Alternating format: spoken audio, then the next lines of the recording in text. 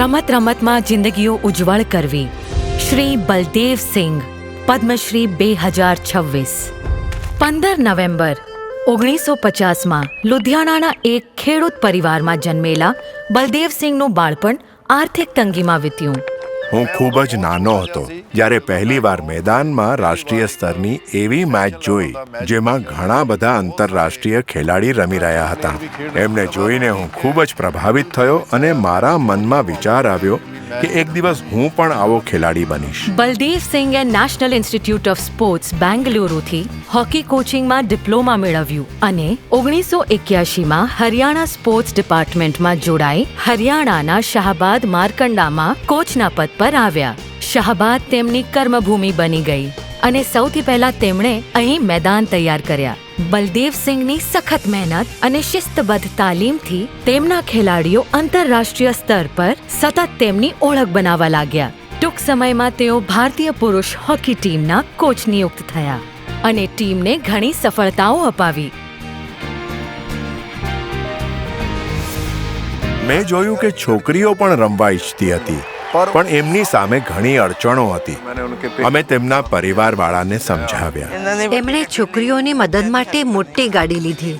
જ્યારે સ્પર્ધાઓ દિલ્હી કે ક્યાંક દૂર થતી ત્યારે તેઓ છોકરીઓને ઘરે લેવા અને મૂકવા પણ જતા અને જરૂર પડતા આર્થિક મદદ પણ કરતા.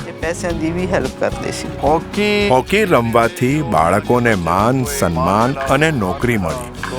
છોકરીઓ આગળ વધશે તો દેશ આગળ વધશે.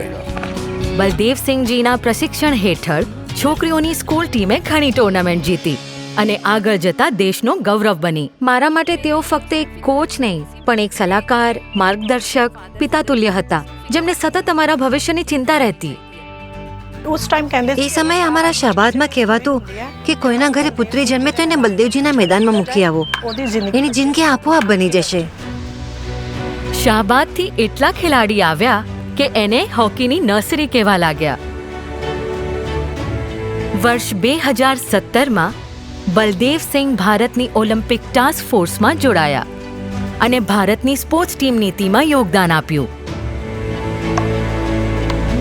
મારું જીવન હોકી અને ખેલાડીઓ માટે છે. ખરેખર બલદેવસિંહ ગુરુ નહીં, સ્વયં ગુરુકુળ છે.